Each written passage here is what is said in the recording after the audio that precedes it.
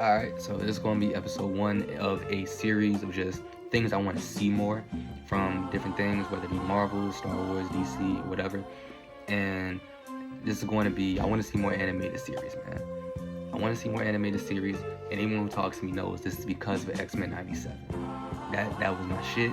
That made my year last year. I absolutely loved it. And one of the reasons why animated series might work better than live action sometimes is because, well, for one, with shows in general, you can tell more of a story. You can flesh out the characters, the world building, everything like that longer without anything you can in movies, generally speaking. So X-Men 97 is 10 episodes.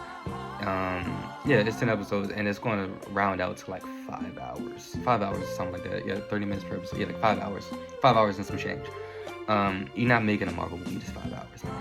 Like Infinity War and Endgame together is probably around 5 hours, and it's still not as like fleshed out as X-Men 97 was. Just those two movies by themselves. I'm not talking about everything in the MCU going up to it, because then that's well over 5 hours. You know what I'm saying?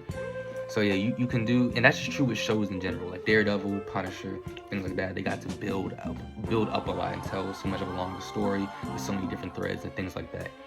Also, you have voice actors instead of actual actors, which means that in tragic events such as with Chadwick Boseman, like what we had with Black Panther, where he died and now they have to fill that plot point and things like that and replace Black Panther and shit like that, a voice actor dies, unfortunately, you can just replace him.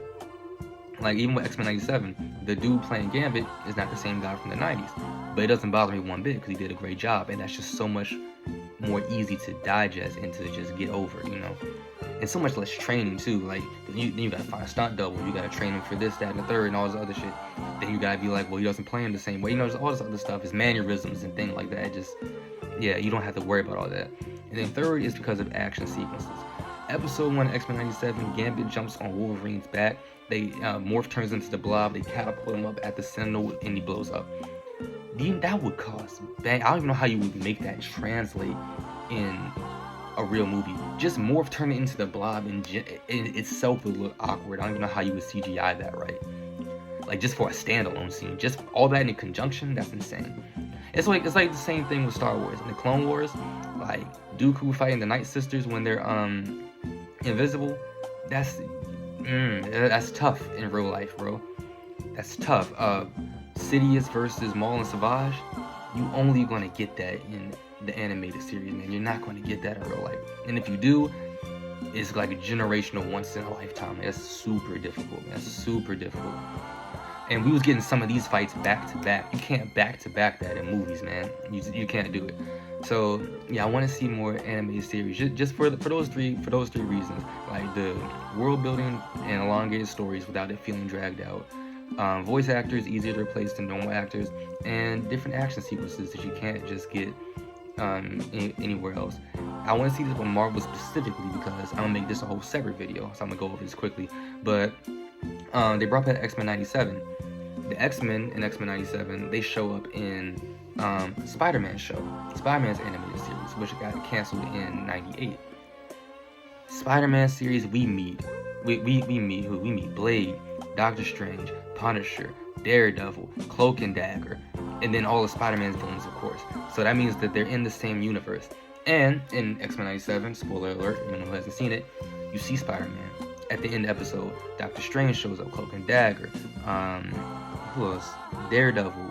I'm missing someone. Black Panther. And they said that Black Panther is T'Chaka, not T'Challa. So that's a whole different like plot point and storyline you can get into. They have options.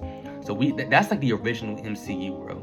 Oh, Iron Man showed up too in Captain America. So you could have a MCU type of universe animated, and if carried out right, because it's more mature now and niggas is dying, they're expanding these conversations and things like that, you can have something really special with that. And there's other things. So Star Wars, I think we should get back to some animes. I want a Star Wars What If. I'll make that a separate video. I want a Street Fighter anime. This new Street Fighter movie is going to be whack. I don't have any hopes for that. I'm gonna watch it though. I'm gonna get a seat in theaters too. I'm gonna watch it. But yeah, Street Fighter anime will go insane. I'm in the middle of I'm at the start of the Devil May Cry anime. That's a video game. That's different, but yeah, that shit looks like it can be super good. So So yeah, I want to see more animated series, man. That for everything, but specifically with Marvel, because you already have a established universe with stories and things like that you can build off of, and they can really do something special with that. Everything else, like a new Star Wars one, they'd have to kind of build from the ground up or from what they already got. A Street Fighter one, you kind of got to go from source material, and you got to figure out the tone and everything. You already got it with Marvel. You just got to execute. So yeah, that's one of the things I definitely want to see more.